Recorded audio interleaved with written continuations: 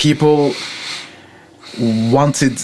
still want this thing, like, hey man, like this is a dream. But again, like going back to lyrics, you say I'm a dreamer, but I'm not the only one. You know, and if something is your dream, you can make that into reality. And I believe, you know, you might ask, you know, hey, you know, John Lennon got killed, and there's still, like, you know, in today's world, like, there are still, like, wars going on. It's like, what's the deal with that?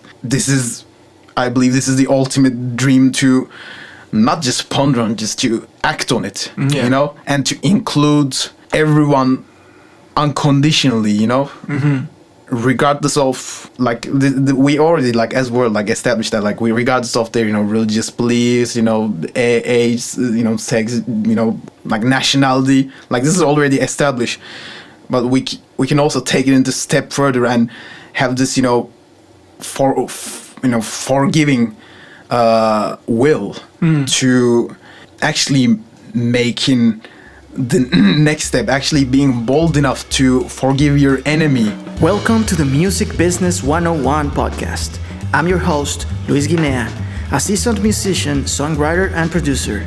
With over 13 years in the industry and as the founder of Moctezuma Music Group, I'm here to take you behind the scenes of the music world. Our podcast connects you with industry professionals, exploring their experiences, insights, and success stories. Our goal? To demystify the music industry's diverse universe, from genre and trends to invaluable information. Whether you're an artist, a pro, or music enthusiast, join us to unlock the magic behind the melodies. Welcome to the Music Business 101 podcast. Hello, everyone, and welcome to a new episode of the Music Business 101 podcast. I'm so happy to be here with my friend Mehmet Burhan. Did I spell it correctly? Yes, full name Mehmet Burhan. Mehmet Burhan? Aydın. Aydın? Yes. All right. So, well, Mehmet, welcome. Thank you for being here. Thank you for having me, Luis. Yeah. Tell me a little bit about you. Where are you from? Well, I am Turkish. Okay. I was born and mostly raised in Istanbul, Turkey. Okay. When I was 15 years old, after 1 year of starting high school, me and my mother moved to London because because of educational purposes. Okay. And my father had to stay back in Turkey because of his job. He's got a job in Turkey. So I finished my high school over there in London. I also finished my university over there. I got my Bachelor of Science from Goldsmiths University of London, actually. Oh. And now I'm here at Berkeley. Nice. Your bachelor was in what? It's a Bachelor of Science, and the name of the course was Electronic Music, Computing and Technology. Wow, Electronic Music, Computing and Technology. And why did you choose this? How did you get there into, like, I don't know, following a music path and like specifically in electronic music? How did you start? How did you get interested in this area? Well, the starting point, I would say, is that when I was doing my university choices, or I would say maybe like roughly a year before that, when I was start to think about it, that's when I started, considering, hey, maybe I can do music, for a living, seriously, So I was very much interested in, studying anything musical, basically, but I mean in a normal university environment, basically, you know what I'm saying? It's not necessarily like conservatoires or anything. And I was particularly into video game music, that's what got me, into music, and eventually here as well. Okay. And Martin might have mentioned, Koji Kondo, Yeah. So as Mario's composer, basically. So I would say that was the starting point. Okay. And that's when I started, going in that direction, basically, hey, I can study this. So with the direction of, my peers, and especially my guitar teacher, his name is Mete Ege, a fabulous teacher. Thanks to his direction, I ended up in Goldsmiths, and I stayed there for 4 years, 1 year being foundation year. Okay. And and that's the gist of it. Basically, that's how I started. Nice. So you play the guitar? I do play the guitar, Nice. yeah, especially electric guitar. Okay. Yeah, that's what I like. Okay. I play other kinds of guitars as well, but mainly for hobby. I wouldn't say that hey like I'm a bassist, like I play bass. I would say I play for example I play bass, like, but I wouldn't say like I'm a bassist or anything. Okay, yeah, I understand. Yeah, so myself is also like I find myself in the same situation with instruments. So for the curiosity of playing them, I could say I play a lot of instruments, but I am not I don't say I'm a drummer or I'm a bass player because I don't know. If you are gonna say that, maybe it's because you have a relationship with the instrument, like you've played for so many years. So I don't know. It's very different to say that you are a guitarist or a drummer than saying that you know how to play the drums. Or it's different to like to be able to play it and to identify yourself with it. Like exactly. There's a difference between saying that, hey, I play the guitar and I'm a guitarist. Exactly. Yeah. So like that's the gist of it. Yeah. Nice. So and then electronic music. So can you tell me a bit about that? How was your journey in that area? Yeah. Like my time at Goldsmith. Yeah. Did you discover any special topic or something that during those were 4 years, right? 4 years in total. So, yes. Anything special that happened in that time related to music? Yeah, I guess I can, like one of the projects that would stand out, I would say, is my final thesis project. Like with the help of my friend Richard back in London, they helped me, and by their help I was able to, by using this program called Max MSP, I created this generative blues machine. So you could, depending on the input of the user, for example, you can choose 12 bar in this key, in I don't know, like this time signature, whatever it is, you could choose it, and it would produce a song for you, and it would loop it back to back. And although I wouldn't say that was that was the highlight of anything, because at the time I wasn't thinking. I wasn't taking anything serious. I was searching for things to take serious, and that wasn't one of it. I was because I couldn't find anything, or I was like, hey, let me choose something that I'm already good at, which was passionate at, which is the blues. Okay. So I chose it. Hey, and then I was like, hey, how can I build up on it? And that's what I created. We've done quite a number of projects, but I mean, that's the one thing that makes people go wow, okay. So that's it. That's it. All right. Yeah. And so before getting in the topic I want to talk with you about, could you tell me a bit about your experience in London? Maybe how was do you have any cultural? How old were you when you moved to London? 15? I was 15 at the time. Yes. So was there any cultural issues, like we say choque cultural in Spanish? I don't know how to say it in English. Like a cultural breach, maybe? I don't know. Yeah, I mean, by cultural issues, you mean that hey, did I run into any difficulty when I first moved there? Or? Yeah, exactly. Okay. Yeah, quite a lot. Yeah, I mean, to begin with, my parents enrolled me in a French school, a proper French school in London. So we moved there on, I believe, on 1st of November 2015, and the second November, right next day, I started school, and it was fully, it was filled with, I would say, 90%, 95% French people. Okay. So I was expecting to see hey, I'm in the UK, maybe I'll get to speak English, and then I only got to properly speak English for only 4 years later when I started university, because to my Surprise, as I said, it's already a French school. It was a newly established school at the time. It's called Lycée International de Londres. Okay. Winston Churchill. Okay. So even though it has the name international in there, it was filled with French people. So to answer your question, I was very much confused subconsciously, like, hey, should I adapt into like English way of living? Should I adapt to, like those French people? Should I, when will I be able to, speak, Turkish or like, and at the time my French wasn't, so good. And I had been properly learning English only for a year when I moved there. So it was everything, came like the train wreck, and I had very much hard time adapting.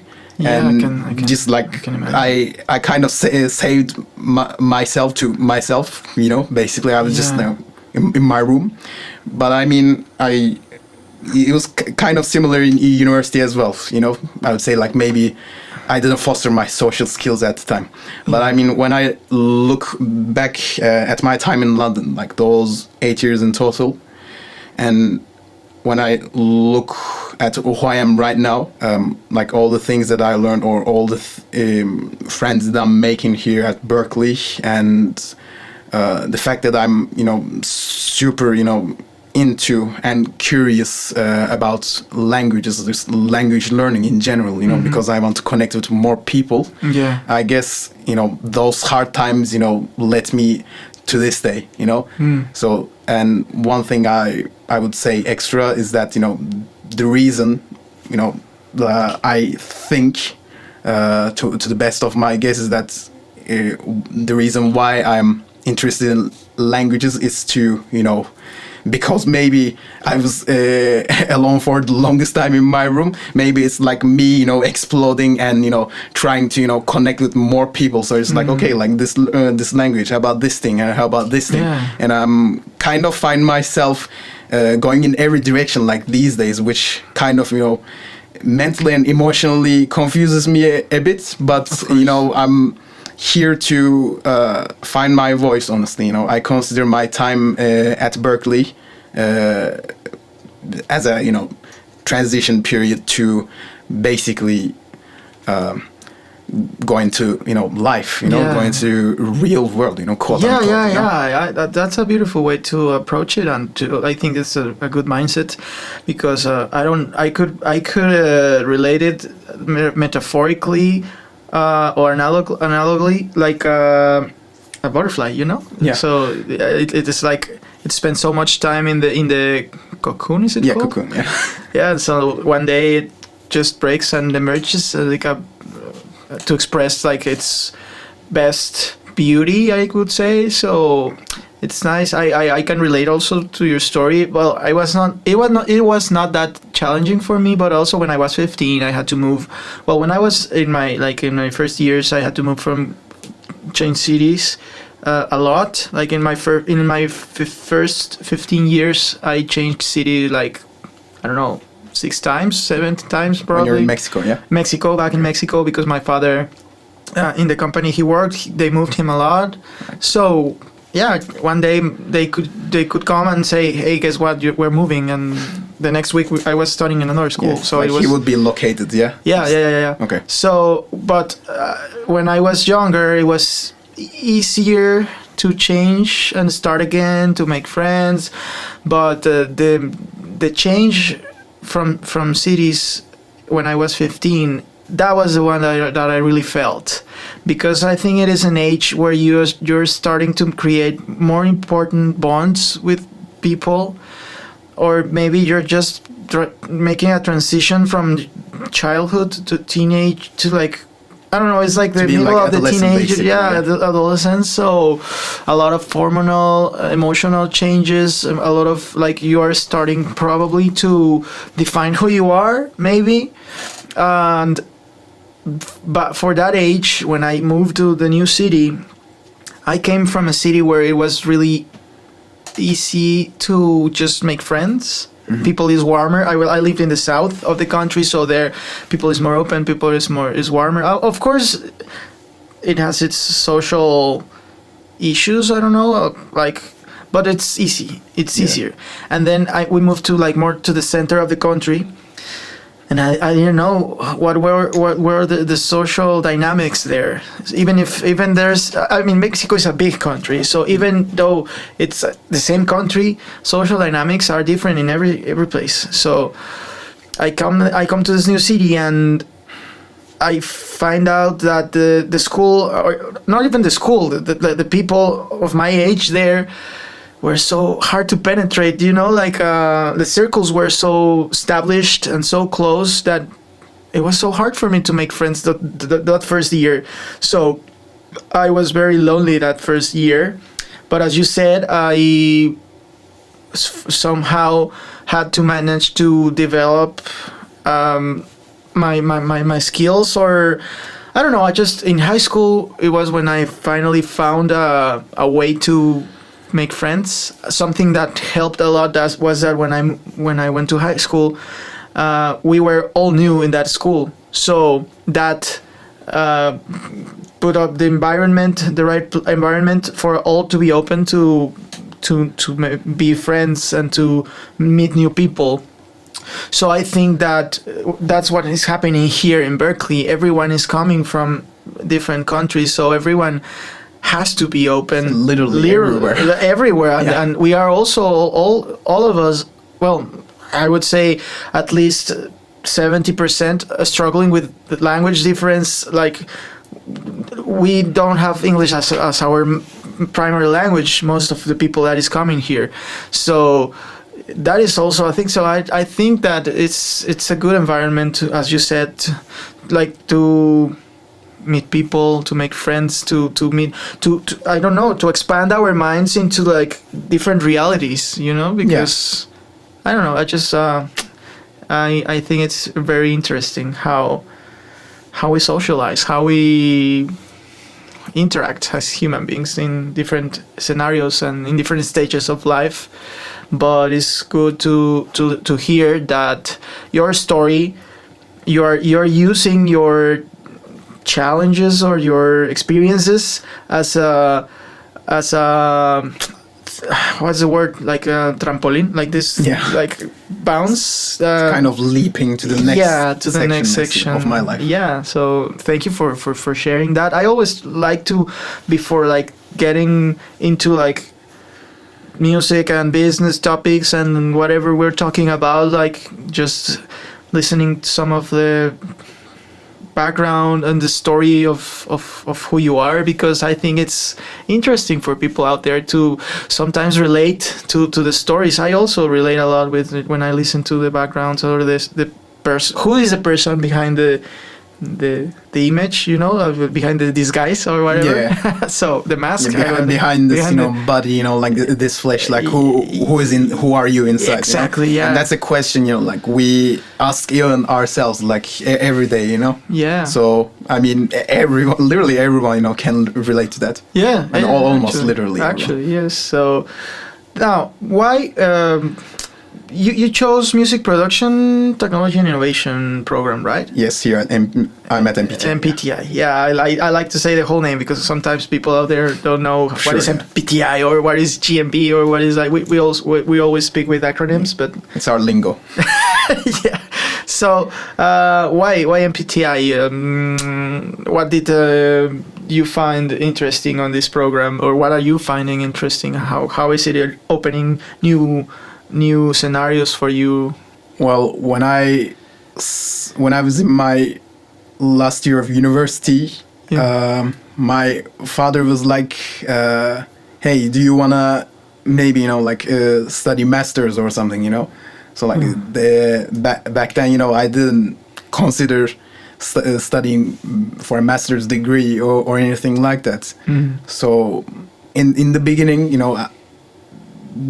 with my father asking me this question, and then with us, starting to research about possible schools where I can properly study music, because really at my best at goldsmiths, honestly, when I was in university in London, basically, because as I mentioned previously, I didn't have any direction in life. I was trying to find it, but I mean, I was kind of like this gas molecule that kind of like goes every direction and just like bounces and just like floats in the air.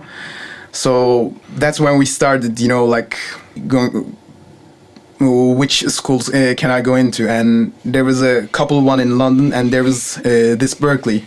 And to answer your question, why I chose it, it was basically because I wanted to kind of get this fresh start where I can actually, build a possible vision with a, extensive extensive educational system, to put it very much correctly. One of my friends who was studying in music masters, I believe 2 years ago, he told me that this 1 year in music masters is like 3 years of university compressed into 1 year. So that's basically it. And that's basically why I chose MPTI. I just want to be in this studio environment. Just kind of wanted to learn, hey, how things work. What can I do as a producer, or even like what's a producer? Going into the bottom of things. I actually kind of considered hey, maybe I can do. I can apply for SFTV as well, song for films and video games. Exactly, yeah. But that's I was like, let me go for production, because it's a more broader spectrum. So of course, yeah. And because I was already musical to begin with, hey, I will have already had an insight by the time I got to Berkeley. So it's basically to improve myself musically in general, and that's how I started. Basically. All right, and so we had I'm trying to connect with a conversation we had a couple days ago about. You mentioned the idea of music matching the frequency of humankind, and so I'm bringing people together in harmony. Yes. So could you tell me a bit about? I don't know how to state the question. How did I get into like maybe this topic? Yeah. And how did I like my starts to come about in? Yeah. Okay. Here's how. So there is this book called Breaking the Habit of Being Yourself. It's written by Dr. Joe Dispenza. Okay. And in this book, well, first of all, I started to read this book because one of my peers, actually, one of the friends of my father, a close friend, his name is Ali Reza, who lives also in London. He suggested me this book. Okay. Very much pointedly saying me that this book is going to change your life. Okay. And I was like, yeah, whatever. I will read it later on. Just a couple after he told me, and then a couple of months later, I started reading this book, and this book, gave me so much insight about life, that how our lives were, like how are we like managed by our emotions and ideas, like mentally, and how we manifest things in our life.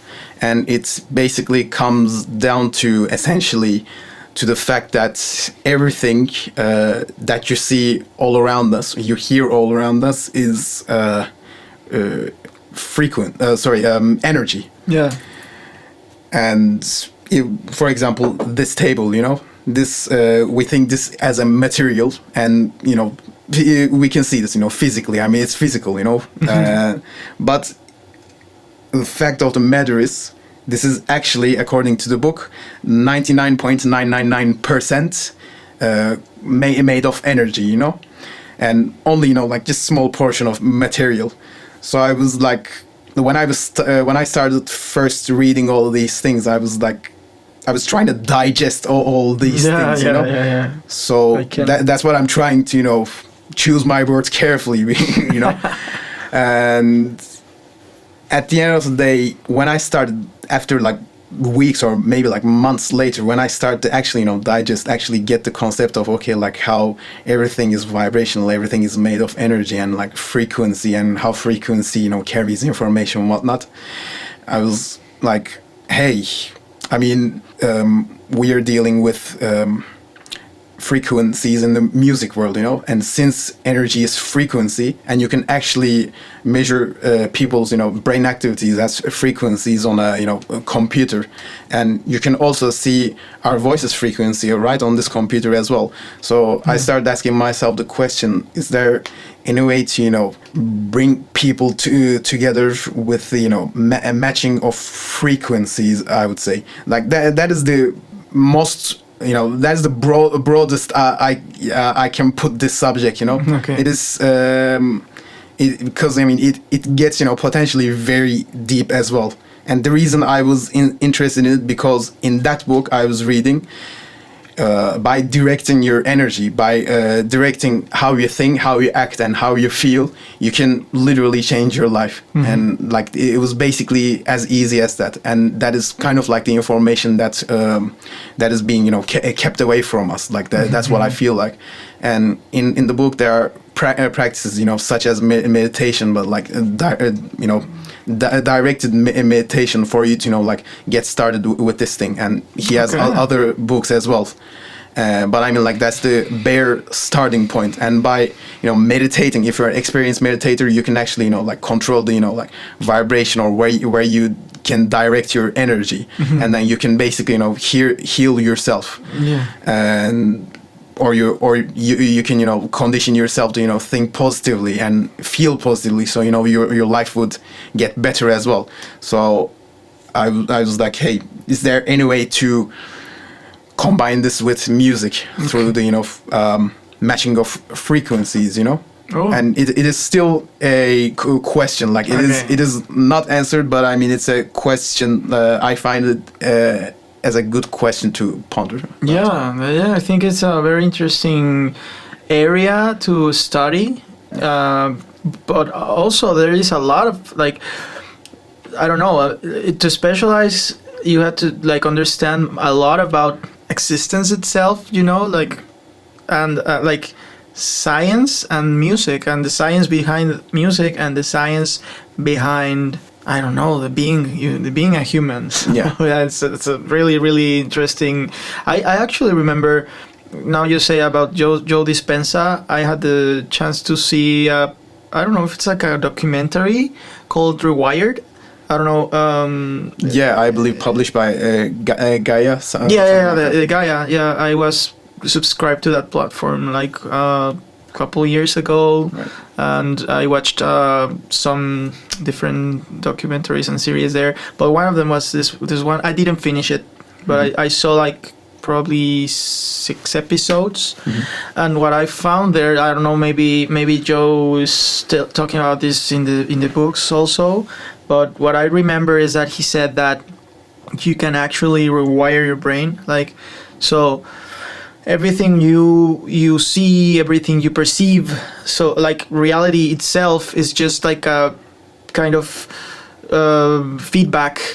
So like through your senses, through what you can. So like your body is a hardware, right? So you have this eyes, your ears, your nose, your hands, your whole skin, like you have the senses that perceive the reality through these physical devices we have, you know? Yeah. So, but that reality is conditioned to another thing that is, so you have like layers. So you have the biological layer, that is the body itself, like the hardware.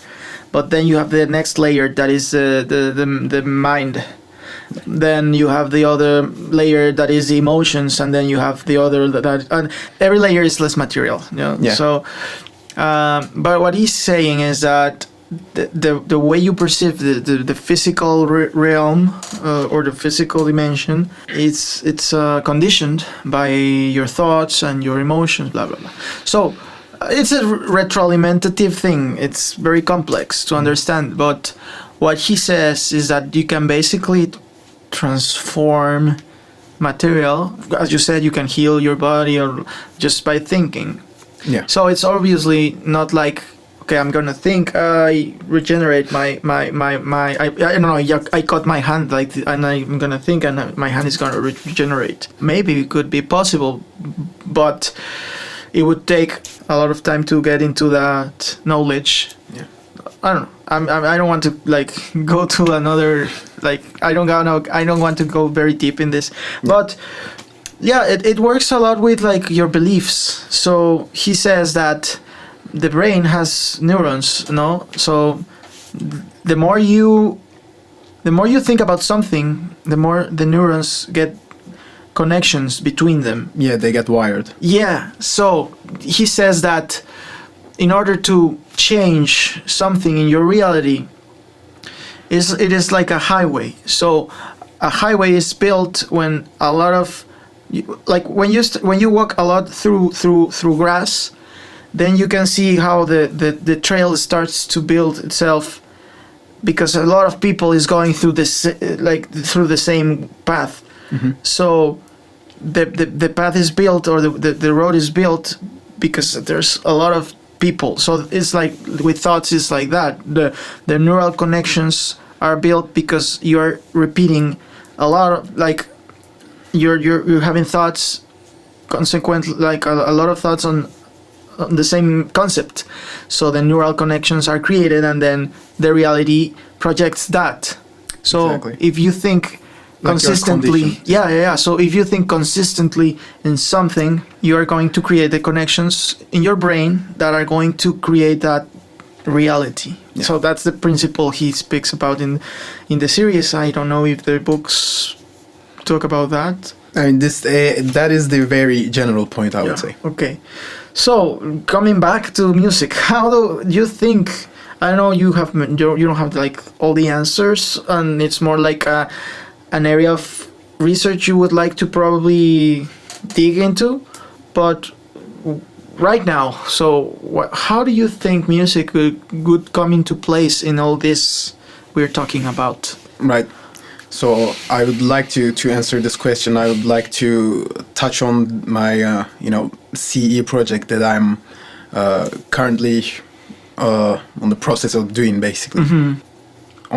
In my CE project, I am doing these compositions with ethnic instruments. Okay. So the idea for the time being, if it doesn't change, for the time being, the idea is that there are going to be in this EP, it's going to be an arrangement of some sort, it's say it is, I'm doing an EP, I'm going to be composing songs, and there's going to be an EP, and in it there's going to be a couple of tracks, and we take one of this track as an example.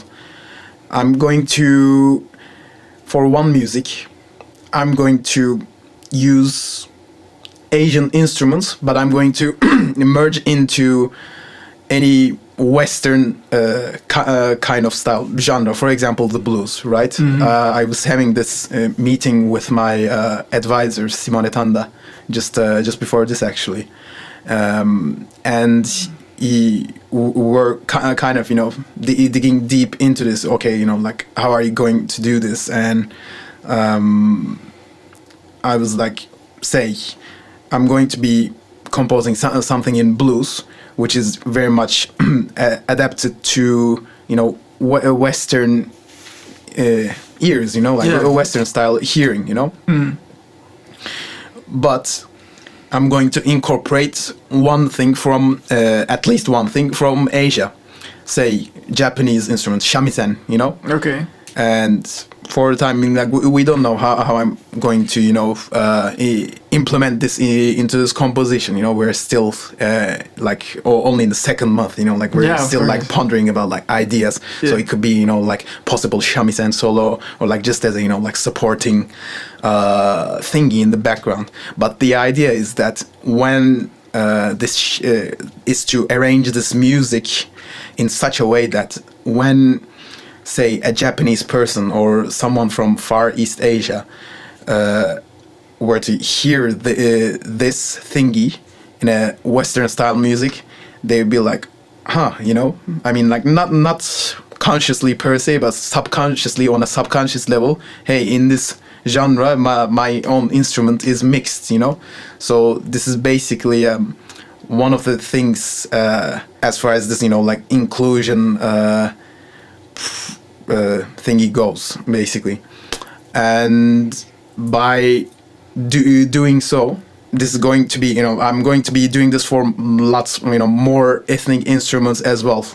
And in doing so, I'm going to, you know, like include, you know, quite a lot of things to adapt into Western style music. And I guess you could say it's like a pilgrimage, you know, like this Western style music. You got this thingy, and you got around this, you know, like all these ethnic instruments, you know, like going all around this, you know.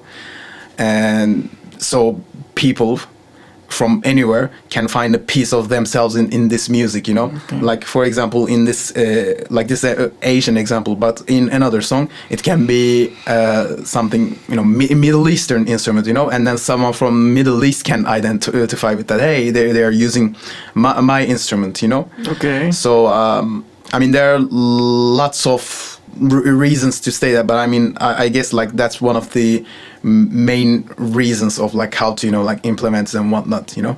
So yeah, I mean, I kind of you know, direct away from the question, but the thing is, like, this is all the things that I'm thinking about as I'm you know, like trying to do this project and build a model of, hey, what this project is going to be and how I'm gonna be able to, you know, like incorporate this with, you know, like frequency of, you know, people, like how we're gonna be able to match this. So it is still a question to ponder as I'm, you know, like doing all these compositions, you know. We're still at the very beginning point. Of course. I mean, I wish we had this interview at the end of the year. We can have, no, I think it's interesting to maybe have another episode of the podcast probably 1 year from now and listen and find out what did you find out in this whole, like, okay, this episode is more like probably a questioning setup, like just setting up the right questions, because questions lead ourselves to roads that we might not know where they are taking us to. Yeah. Like, that's the point of asking questions. Yeah. Finding new possible, I don't know, discoveries. And what I think is that maybe in the way of, like, right now you just have these ideas, okay, let's combine things, let's put different instruments together from different places, different people, so, and see what happens with that. So you are like kind of, okay, let's mix frequencies and see what reactions we can find. And what I was thinking about when you were telling me this is how, like, it's possible that I also can find, talking about myself, so if I listen to one of these pieces you compose and produce, and I'm listening to instruments that I don't know, I've never heard. I've personally, for example, I've never been in Asia or like in the east of the world. I've been only Far East, yeah. Far East of the world, yeah. I've never been there, so I don't know anything. I don't know the music, I don't know the instruments, I don't know even the people. So, but anyway, I listen to one of these pieces and I feel something. I can feel peace. So it evokes an emotion in you. Exactly. So even though you are trying, of course, for the people that know the instruments and everything, it's going to evoke different things and that is going to evoke on me, for example. But it would be interesting to make a kind of a research or like a test on the people, like just taking a sample of people and give you feedback on what is happening to them when they listen to this music you created. Yeah. And you can make a thesis out of that. You can even, after the master, have you thought about maybe pursuing a PhD? I don't know. Maybe I'm getting very, very ahead of the time, but I mean, for the time being, like I, thought about it, but I didn't, consider it per se, like seriously. Okay. Because for the time being, like as I said, like I'm still trying to find my voice over here, and PhD degree is not like hey, someone you're like something your father leads to. Hey, go son, go ahead and do this. You know what I'm saying? Yeah. So like I would have to consider a tad bit more seriously about that if I am to do it in like someday in future, basically. Yeah. For the time being, it's like I'm still, as I said, like trying to answer all these questions at Berkeley and all the other questions that comes with it, whether it is music related, course related. Again, this topic of like energy, anything like existential, philosophical related, anything basically, Yeah, and I don't know. It's just interesting for me to think how like the possible outcomes this could bring you in your personal journey, because I think what is happening here is that the topics we're talking about are very complex, but they can be mastered. I mean, or even more simplified, which is what I'm trying to do. Exactly. But I'm thinking, so it exists, so already exists like music therapy, but I don't think music therapy has actually like I don't know, what I know, and it's very like only the surface of the topic is that it's been used for, maybe they use it as a support for certain treatments. Yeah. But what if, and this is something probably you question yourself already, what if music could be like on purpose controlled, or not even music, like you said, mixed music is frequency, people is frequency, so a disease is frequency. So we were talking about this actually a couple of days ago. The right frequencies or combination of frequencies can make objects to resonate with them and amplify, or on the contrary, what would be the contrary of amplifying? Like decreasing. I mean amplify or decrease. Basically, vibrational energy. Like cancel. It's coming back to the example of like that you gave me, like this bridge collapsing. Yeah. So in a class we were talking about, when I was in the university, we were in I don't know if it was a synthesis class. I think it was synthesis. Yeah. So the teacher was talking about frequencies, because we were talking about signal generators. How synthesizers are basically oscillators that generate a wave, and you can control the frequency. Blah, blah, blah. Okay. So he was saying that one day these soldiers were marching, and they were marching in a constant rhythm, and with a probably kind of the same energy, like putting the same energy on their steps. So that created a sound wave, and that sum of frequencies they were generating. So this would say they were like oscillators. Each one of them was an oscillator generating a frequency. That adding up to that was creating a waveform, and that frequency actually resonated with the structure of the bridge, causing the bridge to collapse, and they fell in there. Yeah. So I was thinking can happen with.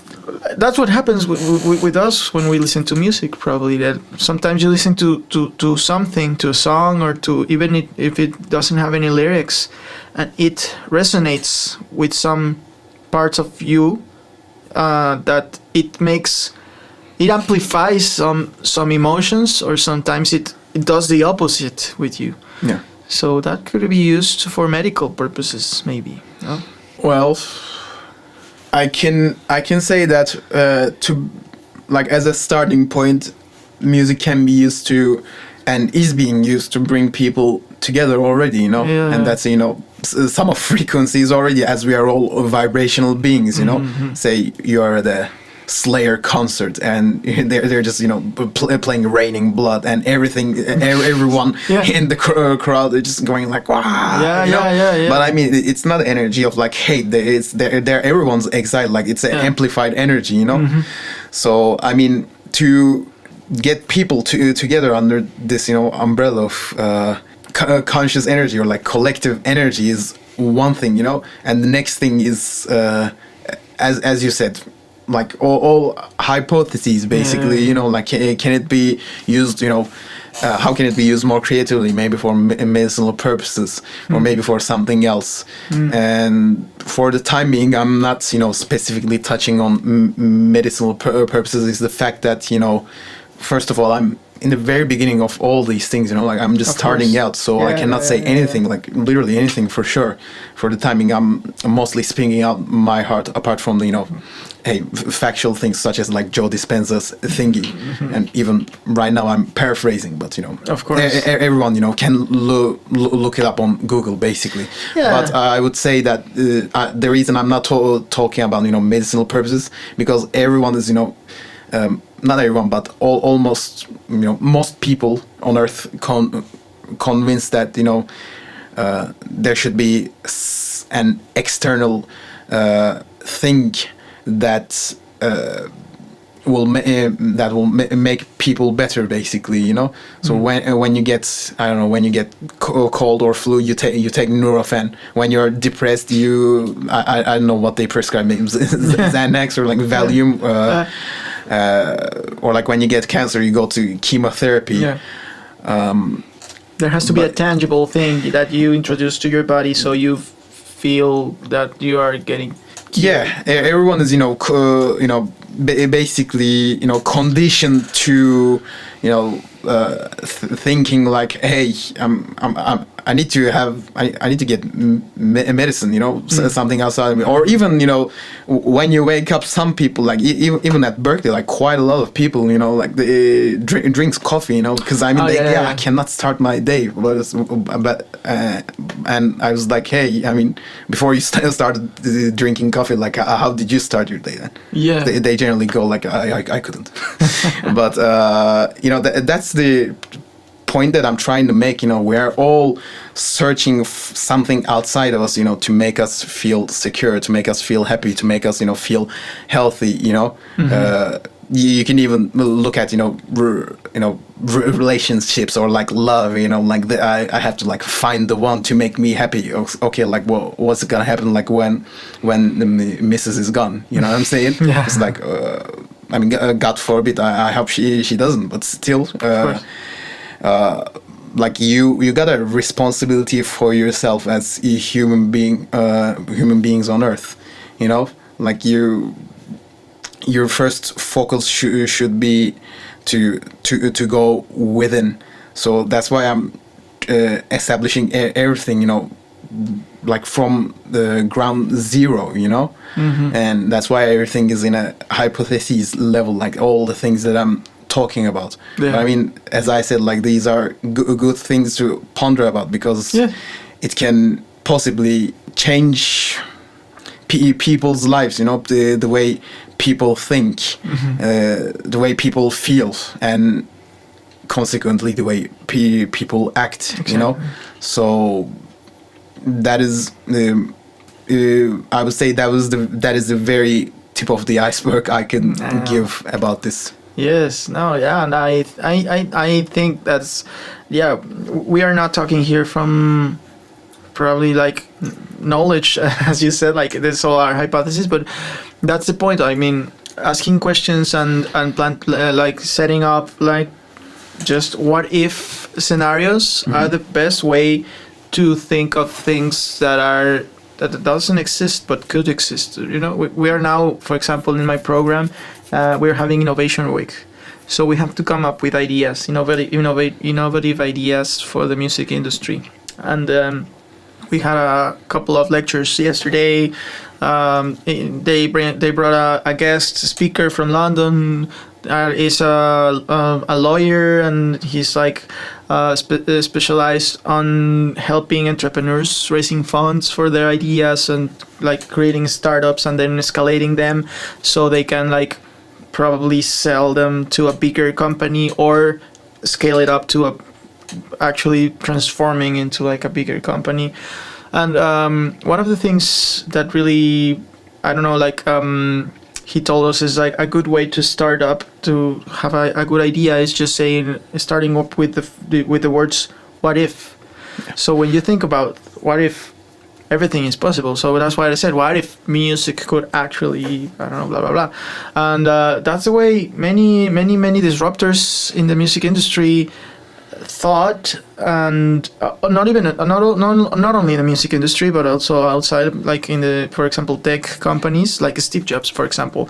So he back like 30 years before even touch screens existed, he already thought about the iPad, you know. Yeah. So many people. He's ahead of his time. Yeah, way ahead of his time. James Cameron thought about the movie Avatar, like before even he had the idea of making Titanic, but the technology didn't exist to make up that movie, so he had to wait like 20 years or more to be able to make his idea real because the technology didn't exist. So maybe we are thinking of these things, and maybe some people is saying like, these guys don't know what they are talking about, or they are crazy or whatever, or it's maybe loco. Yeah, they're insane or whatever. Sorry. But maybe not. You know, people. I think that everything we can think of is possible, but if it is not possible, it's because maybe no one has even taken the time to question or to investigate or to find a way to make it possible. Yeah. I mean, the fact of the matter is that all those people that you mentioned, they had this clear vision in their head, you know, and they fostered that, like they made it real at the end of the day. Yeah. They didn't care about how long it would take. Exactly. They were just, their brain was wired as if it already existed, you know, and they thought like it, and they felt like as if this existed, and they moved like they behaved like that as well, you know what I'm saying? Yeah. And Joe Dispenza, and that's Joe Dispenza's like main teaching points, you know, how you think, how you act, and how you feel. Defines your reality. And in this book, again, breaking the habit of being yourself, and in many other interviews and in other books as well, like he gives the example of, say, like Gandhi. Say he had this vision of, you know, free, like India, you know, independent India, and he didn't care about, you know, what people thought about him, like how many adversities like he had or anything. Like he just, you know, walked this path, and eventually, you know, like India gained this freedom. Or anybody else, you know, like he names lots of examples, you know. But again, like it goes back into the, you know, point of, hey, them having a vision, like them thinking, feeling, and thus acting the way that, as if it already exists, you know. They didn't let their outer environment to dictate how you know, they acted, you know. Like if they were to do that, you know, like Gandhi would have given up from day one, you know what I'm saying? Like, because I mean, like freeing a whole country, so, you know what I'm saying? So that's why I always thought, like, I mean, being a politician, like, must be the, you know, most difficult job on earth. Like, all these people, like, relying on you. So you have to have, like, those who are, you know, like, good politicians, or, like, you know, founders of countries. Like, you must have this perception of reality, you know, like, must be different than all these people. Like, it's not, you know, even limited to, like, politicians. You could be a head of a company or a CEO or something, you know. It's all about, you know, having this vision, and those who had vision survived and thrived. Like look at Apple, you know, or even like Samsung or Fender guitars, or like Gibson, or to name a few. Basically, all these people. You know, I can talk till the morning about this, but I'm like, that's the bare minimum. And these people, they were not afraid of like being different or thinking different, because if you think of, for example, the founder of Pixar, back on his time, the only way to make animated movies was doing drawings. You know, the only way to animate was drawing, and it was like handmade. And this guy was thinking about digital animation, which was not, it didn't exist by that, and even the technology wasn't probably there was not enough resources or processors or whatever to actually be able to process images in that way that you could create animation. But there was this guy that heard, like everyone in the industry was telling him, like, you are crazy, stay like on what is like what is working right now. So don't go to don't get out of the status quo, you know. Stay in the box. Stay in the box. And then there was this guy that heard his idea and he said, let's do it. And there was Steve Jobs. So Steve Jobs, that's how he invested in Pixar, and that's how they managed to make the first movie. And then Toy Story became the first, I think so. Yeah, it was Toy Story, the first movie that was made with digital animation. And you can look, if you see the movies, animated movies of that year, which was, I think, 1991. I don't know, probably around the 90s. It's like early to mid 90s. Something. Yes, I believe you can see a big difference on how the animation looked back then, and Toy Story is like so way ahead of its time, like. And then A Bug's Life, and then I don't know, I'm very passionate about Pixar, like how Pixar changed the animation industry. And there's a book actually called Creativity Inc., which tells us the whole story about the founder. And it's crazy because I read that this guy, when they actually released Toy Story, he had he fell into a very deep depression, because he had this idea when he was very young. Like, he thought of digital animation and like doing an animated movie and Toy Story and the whole concept of the movie when, like, way back before, and it was his life project. And when it became reality, and when they went to the premiere and he saw the final product, he was like, wow, this happened. Mm-hmm. But then he came to the, now what? So my whole life purpose was this movie, and now I don't have a purpose. Yeah.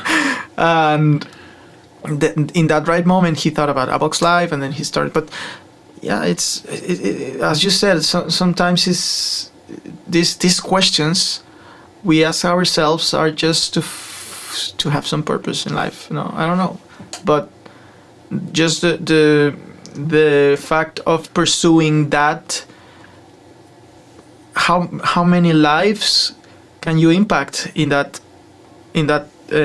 pursuit of whatever you are pursuing, you know? Yeah. Directly and indirectly. How many jobs the Pixar creates today, Apple,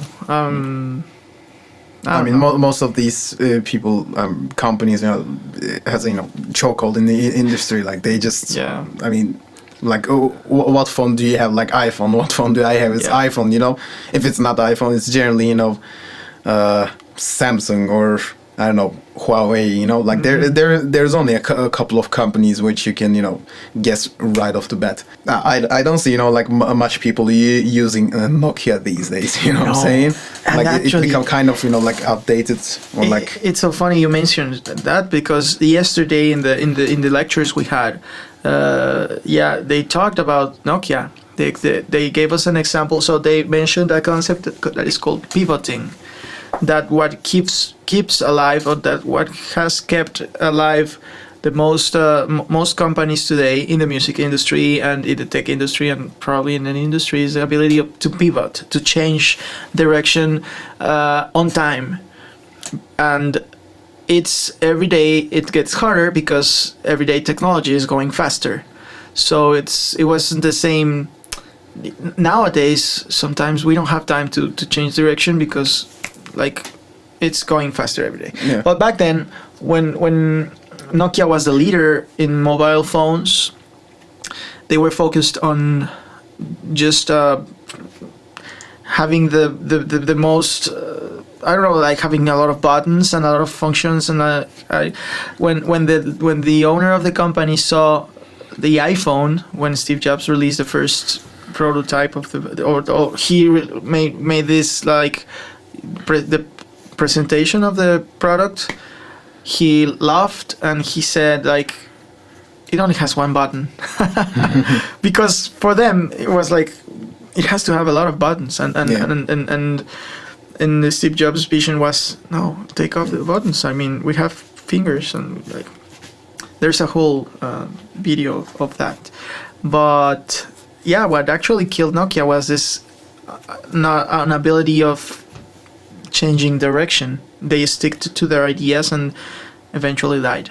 So yeah, that's what happens in life. Yeah, I mean, it sounded like, you know, a vision being like limited in some place, you know, like rather than, you know, being influenced by it or anything. Just, you know, like proceeding to laugh at something or someone can, you know, get right back at you and bite you, you know. Yes, no, and that can happen because I'm thinking, okay, Nokia, maybe once they were disruptive, they had a vision and they changed the way people communicate. But what I want to say is that even you can get lost in that vision. So if once in your life you're being disruptive, I don't know, you can eventually stop being innovating. Like, you know, innovative. Yeah. So it's important not to lose that sense of evolving. Exactly. Yeah, I would say open is the right. Yeah, that's the right. Yeah. Because when you're open to ideas, like who would you even laugh at? You know what I'm saying? Yeah. Like it's not like, you know, we are not guilty of this. We are not this, you know, like pristine human being. Mm-hmm. We, as conscious people, most of us, I observe in this life, are, you know, good, you know, are people with good intentions, you know. Mm. But like once there's this crowd who is laughing, I don't know, like at the kid on the ground, like who just got, you know, like tripped and then, you know, fell.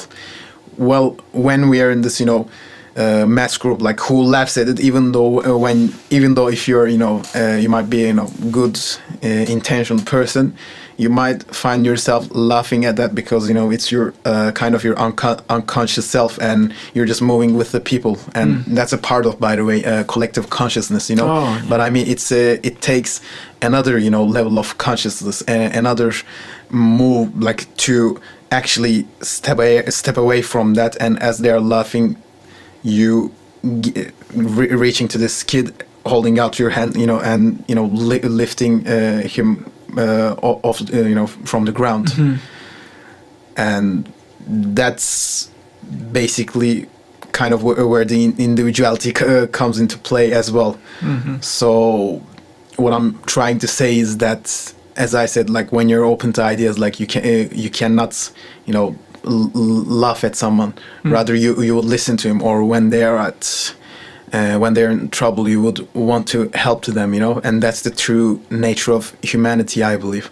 And it got corrupted, to my opinion, because we are not making this connection with our emotions. Mm-hmm. When you look at everything, like capitalism would be one example. Like on the very surface, like it's a system like that's built on, you know, basically exchange of money. You know what I'm saying? Mm-hmm. Or like even exchange of goods. Exactly. Or even the armies. You know, armies would be. I would say a better example, because I mean you got this, you know, whole like group of people, you know, like whole group of soldiers that are being moved in perfect, like literally perfect harmony, you know. Like you will not see a soldier like, yeah, I'm off today, you know. You will not see that. Like there's this perfect formation, as if like it's a flock of birds. But the problem is that I find it's purely logical, and no one uses their, you know, like heart, like their feelings. And that comes back to the connection of energy as well. I'm trying to connect this to, you can use your logic. That is good. Like that logic is what built nations, what built this school, like what built, you know, like the city of arts and sciences, or like everything you see, you know. But if you were to, you know, combine that with your feeling, you know, because your feelings, you know, mostly directed, like mostly, you know, managed by your heart, you know. It comes from, you know, the rhythm of your heart. Like this still something that I'm, you know, studying, you know, like researching extensively, because I mean it's just that interesting to me. But what I came to find out is that your heart, as your brain does, your heart has neurons as well. I believe for 40,000 neurons. I'm not sure about the numbers. Like you have to definitely look that up. But the point is that since your heart has neurons, it's a brain by itself. You know. Okay. So wow, there is definitely a way to direct this energy for the good, like for a good purpose, you know. Once you make this, you know, connection between your mind and your heart, you know, when you hear people, or like when you see in poems, it's like, you know, I love you with all my heart, or like you, when someone says like, hey, use your heart when doing this thing, like whether they say it, you know, consciously or subconsciously, they actually quite literally mean that, you know. Like it's not some romantic thing. Like your heart actually exists, and it actually, you know, like very much helps you feel these emotions, you know. And the problem in the world is that, as I said, you know, everything, like we're searching for comfort in our external environment, and that is something kind of, you know, produced by our logic, because say like money is this tangible value, but at the end of the day, like it's just a piece of paper when you think about it. But it's the value that we gave to money that makes it, you know, valuable, and that makes it, you know, like a means of exchange. And that's why, you know, most people, you know, like depend on anything like material goods. Like if I have this much money, like I'm this much happy, you know. Like they are conditioned into, you know, like believing and feeling into like, hey, I gotta have money, or like something outside of me to be happy, to be feeling at ease. And when you were to, you know, like to tell these to people, they would lash out at you, like, hey, I mean, if like, how can you say that, you know, like if I don't have money, like how can I be happy, you know? But I mean, like if you're not happy like for a long time, I mean, if you're depressed for the longest time, or like sad or angry, that literally, you know, like slows down your, you know, vibration, and it creates a disease. Like that's no myth, you know. Like you actually, your thoughts can make you sick.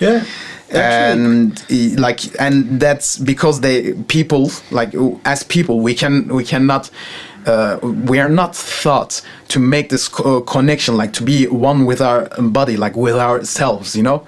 So it's all comes down to this, like we're all searching for happiness, like whereas it all can exist inside, once you can in some way make that connection, you know. In our today's world, like mental health is like having the biggest issue, and these, you know, past couple of years, like these times, it's been taken, like it started to be taken very seriously, which is a very good thing.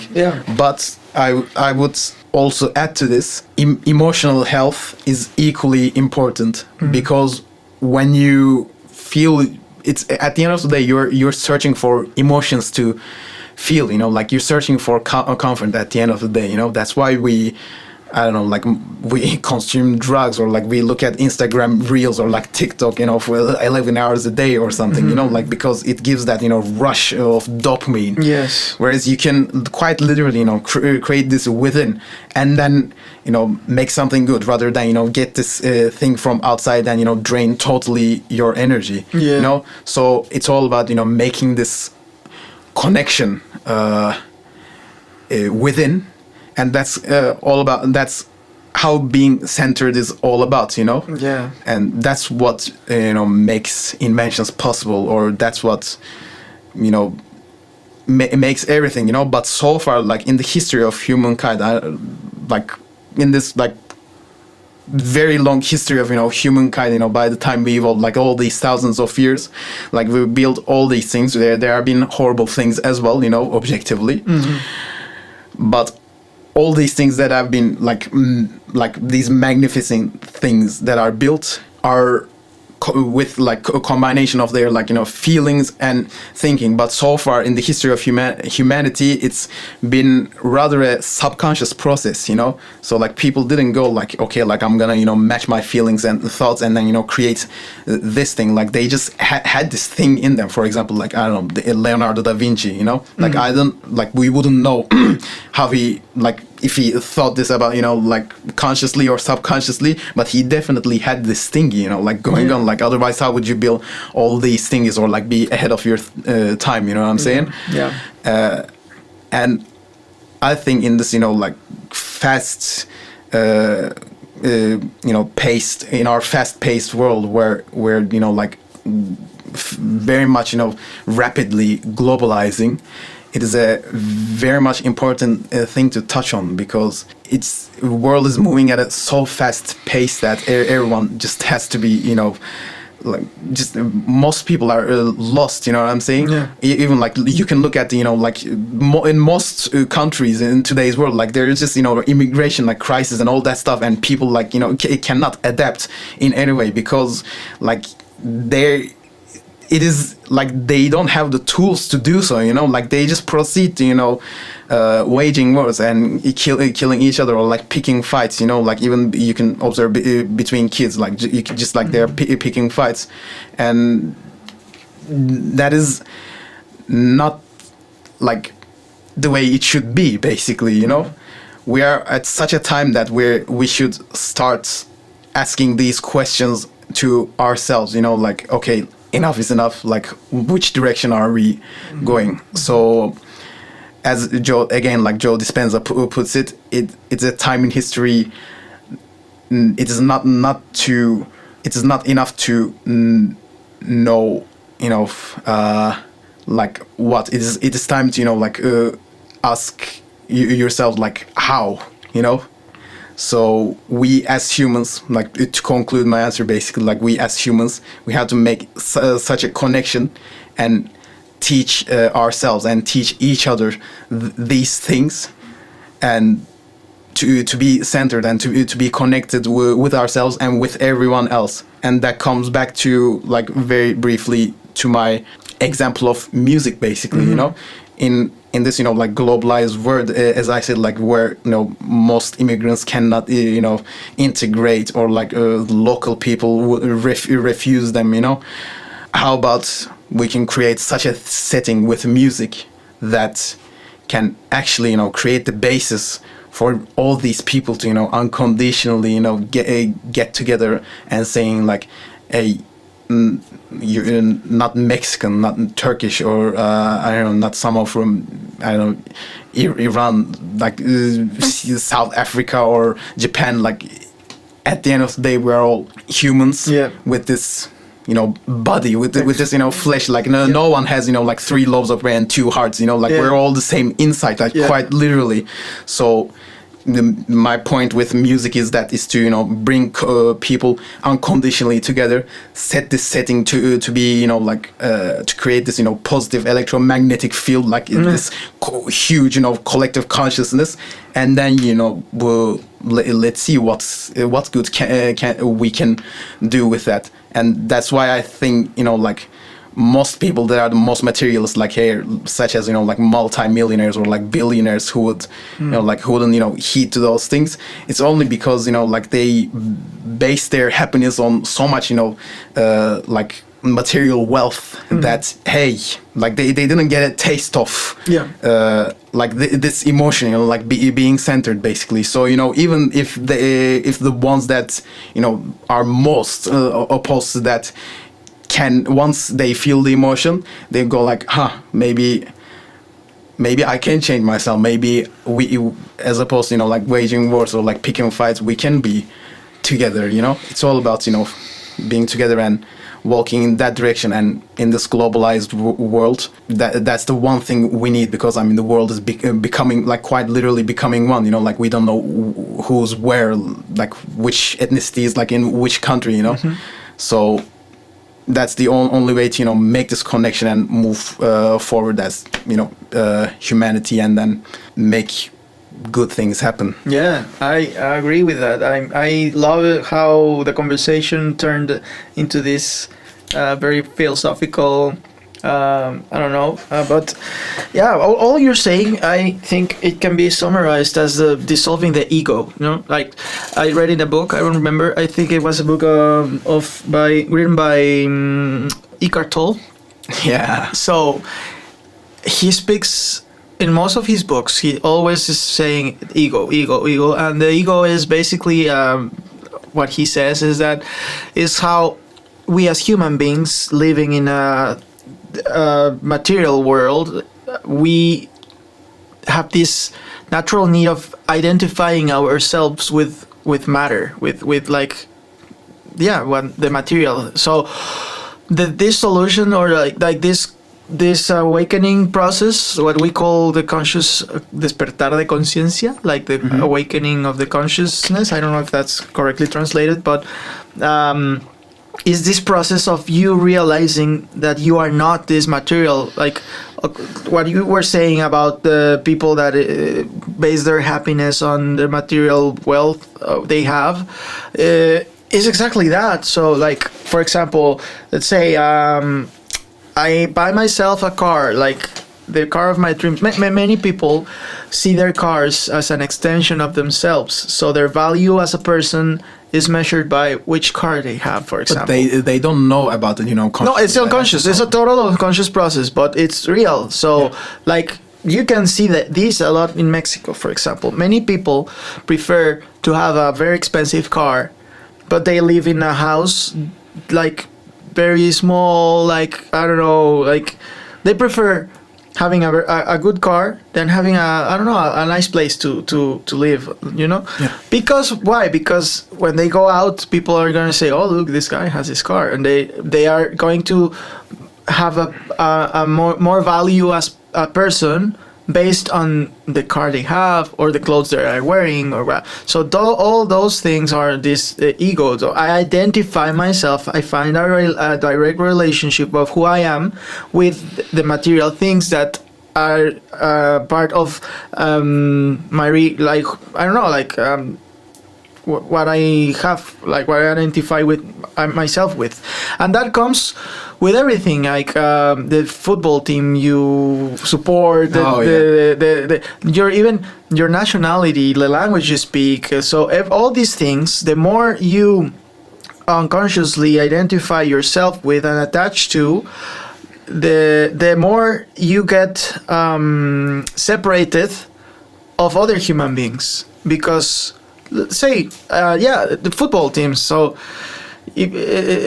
some people get so emotional about that. So if your team loses, which I mean the team you support, sometimes you see another person with the team that is the opposite, like the opposite team. Yeah, you can hate that person just because he or she is wearing the shirt of the team, you know? You've never seen that person in your life. Yeah, so that is ego. That is total ego. You are identifying the person, the human, with the material, the concept.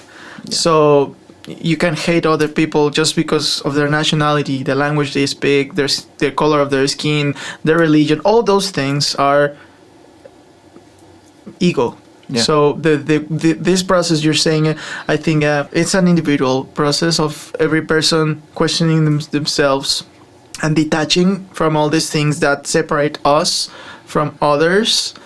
And the ultimate, I would say, the ultimate, like very utopic world we would, I imagine, is like the John Lennon song. Imagine there's no religions, no flags, no languages, no all those material things. But of course, we live in a material world. So as long as we keep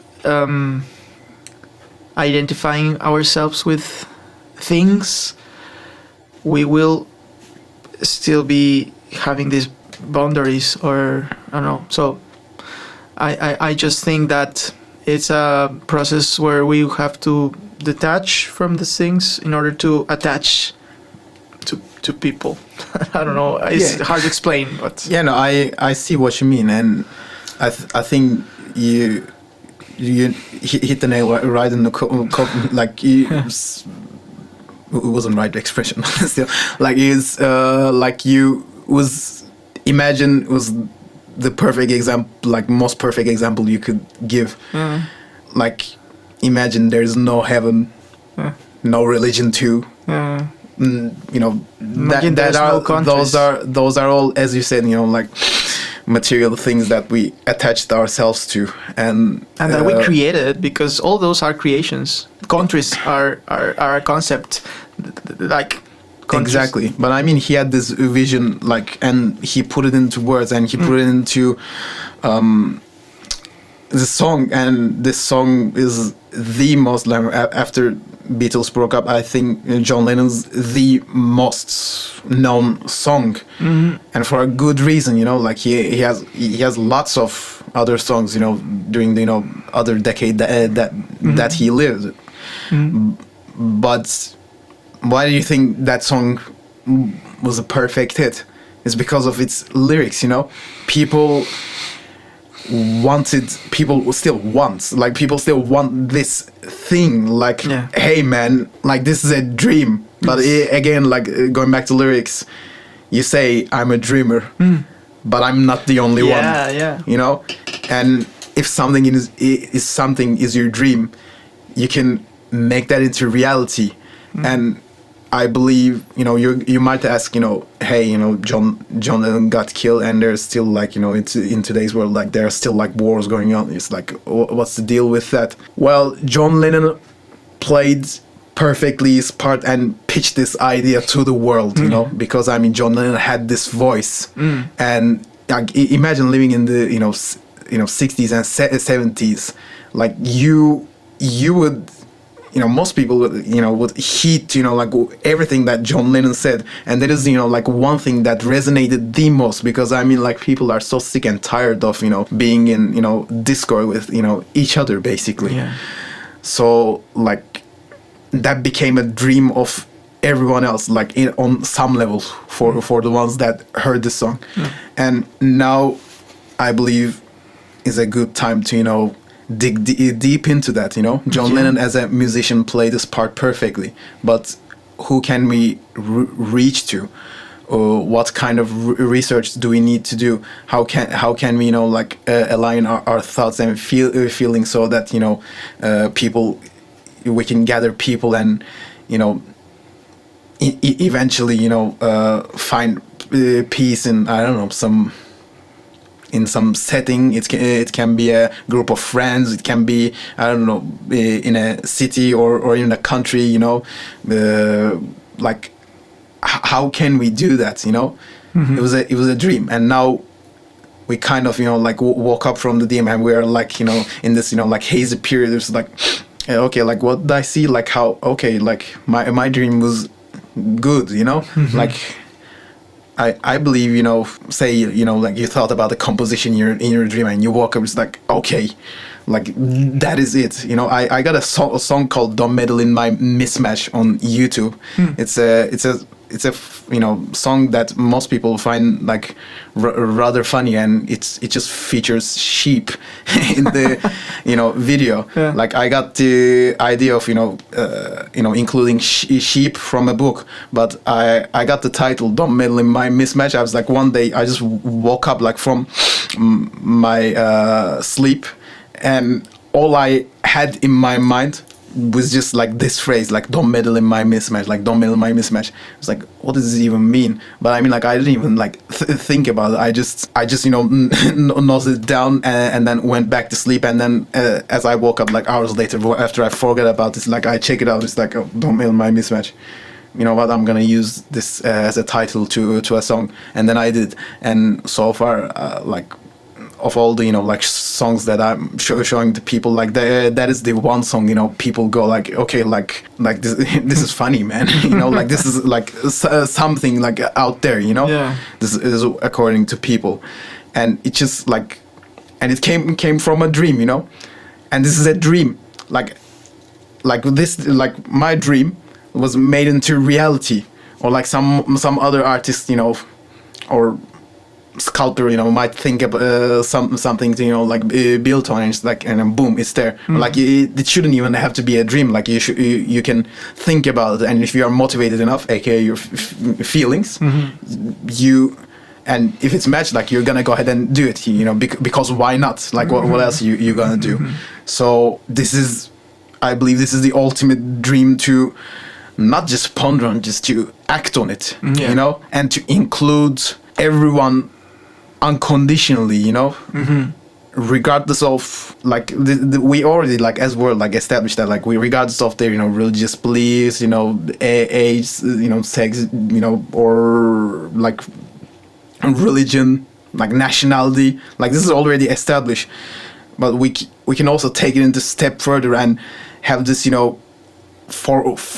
forgiving will to actually making the next step, actually being bold enough to forgive your enemy and extending your hand.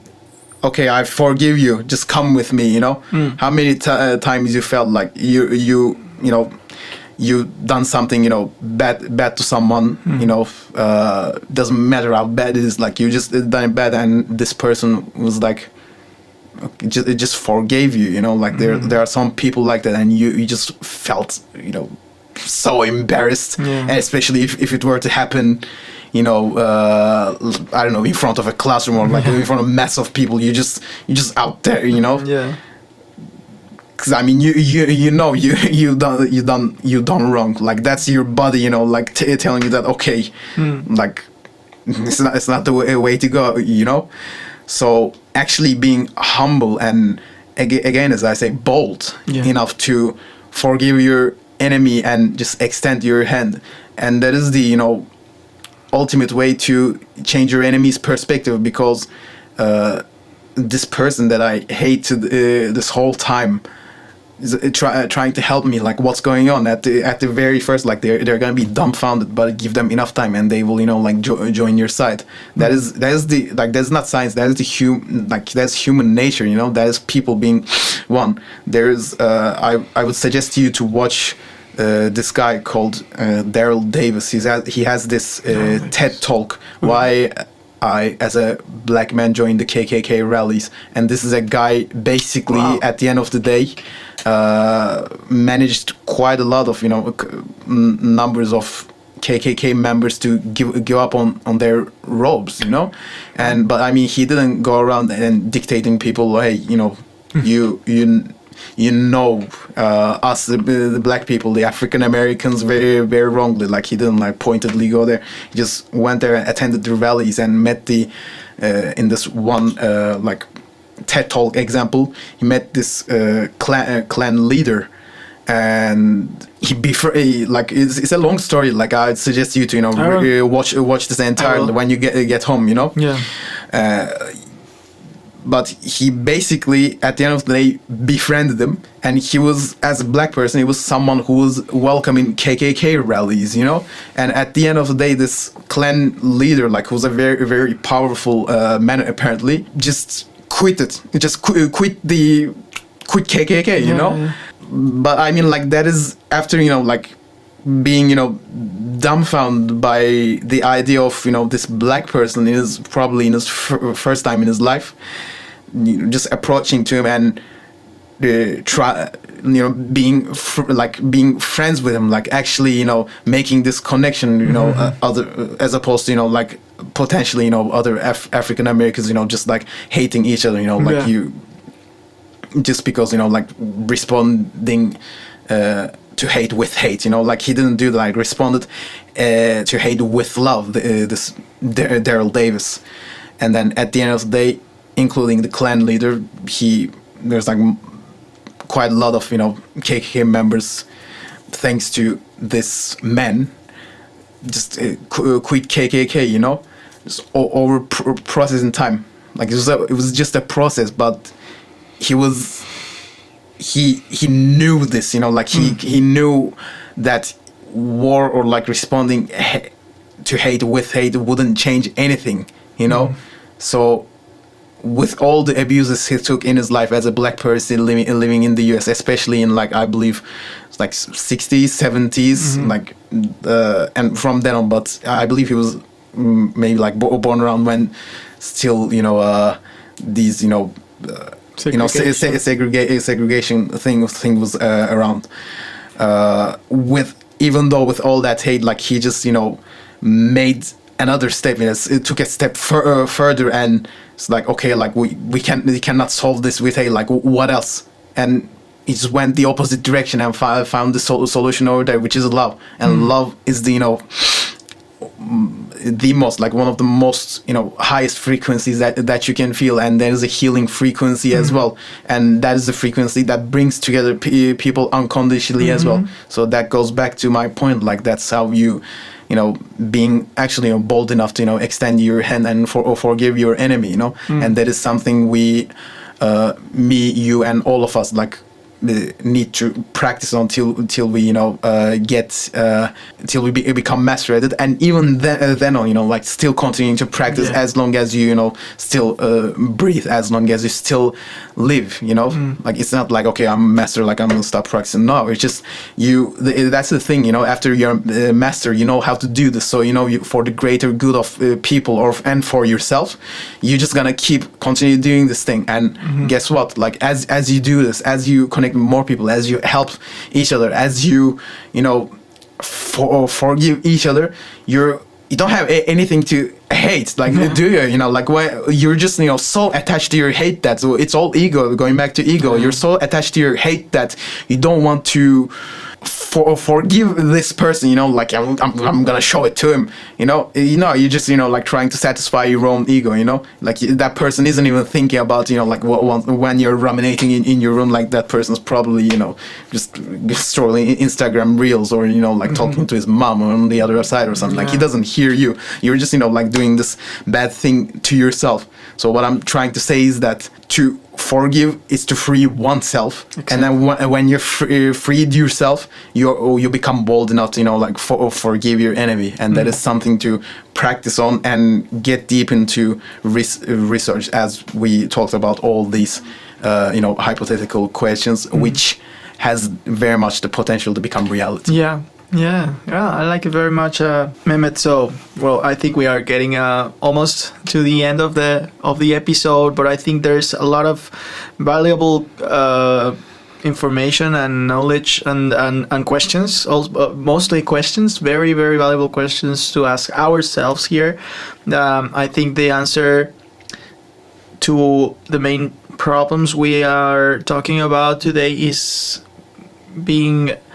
starting to ask questions to ourselves individually in order to find or in order to start like detaching from, I don't know, like I would say freeing ourselves.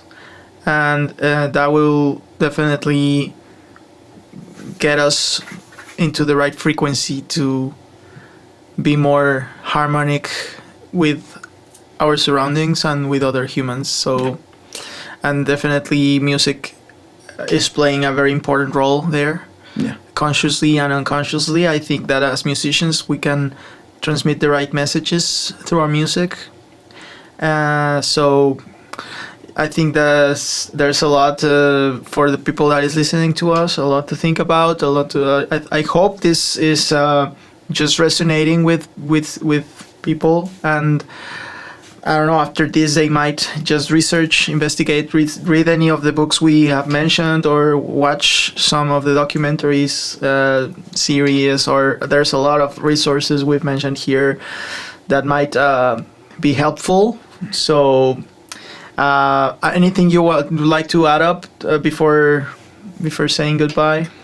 Well, regarding all those sources, we can cite some of them after you upload the podcast. We can cite some of them in the description. Yeah, totally. Just for the people to look up to. Regardless of who watches this and how many people watches this. Even one person makes a difference. Exactly, yeah. Because you, as Luis Carlos Guinea, you are a presence in this world. You mean something, and me, Mehmet Burhan, I mean something as well, and that goes for each and every one of us. Yeah. So it's individuality in that perspective is as important as this collective consciousness as well. Because when you know your own value, you value this collective consciousness, and you want to become included as well, and you want to create this inclusive setting, and it works the other way around as well. When there is this inclusive setting, you become centered as well. It's all it's better if it comes from within, but so far you get the gist of what I talked about so far. And the only thing I would, the last thing I would add is that after I have, some, at the very least, some hopefully definite answers to these questions, I would, love to come on your podcast and, discuss them again, because next time, I wouldn't be, just sitting in front of a camera and be hypothetical about everything. I would have answers, and I would love to share it with people as well. Yeah, I love that. I would love to have another episode in I don't know, a couple months or even years, and see how many of these questions are answered, how many of them are still not answered. So, but yeah, that's part of the life of the process of living and being a human. So your social media, how can we find you? Do you have music in any platforms that we can listen to, or any projects yours? You told us you're working on this EP, so maybe people can follow you to just stay in touch with you. Yeah, I mean, I'm going, I still plan on, creating this proper artist profile. I got these things, kind of everywhere, like in SoundCloud or like Instagram, but it's not, in an organized manner. So yeah, for the time being, I don't have a, like proper like Spotify platform, but one thing that I have, like I would say, is my SoundCloud, which is called Luxiness. I can give you the link, and you can put in the description. Definitely. I haven't been putting stuff on there for the longest time, but I mean, as I'm saying, as I'm in this transition process at Berkeley to life. Yeah. I'm just gathering everything and trying to find answers, and eventually, by next time I come here, I will, definitely have developed a artist profile, which you can share to people as well. All right. So, well, you can find in the description the links to find Mehmet's music. Thank you, Mehmet, for sharing all this and being here in this episode, and sharing your time and your ideas with me and with the people that is listening and watching. So thank everyone for listening, for watching, for sharing. If you liked what we talk about, just share it with your friends, with your family, with the people you love. And stay tuned, subscribe to the YouTube channel or to Spotify, whichever platform you're listening us from. Thank you, and see you on the next episode. Thank you for joining us on this insightful journey through the melodies and bits of the Music Business 101 podcast. We hope today's episode resonated with you and provided valuable insights into the music industry. A big shout out to our incredible guests for sharing their expertise and experiences with us. We couldn't do this without you, our dedicated listeners. Your support means the world to us. If you loved what you heard today, please subscribe and spread the word. Together we'll continue to explore the dynamic world of music and the stories that shape it. As we part ways for now, remember that music has the power to inspire, unite, and transform lives. Whether you're a musician, a music enthusiast, or someone seeking the magic of a great tune, keep the music alive in your heart. Stay tuned for more fantastic episodes with industry leaders and creative minds. Until next time, this is Luis Guinea signing off. Keep the music playing, and we'll catch you in the next episode. Thank you and farewell.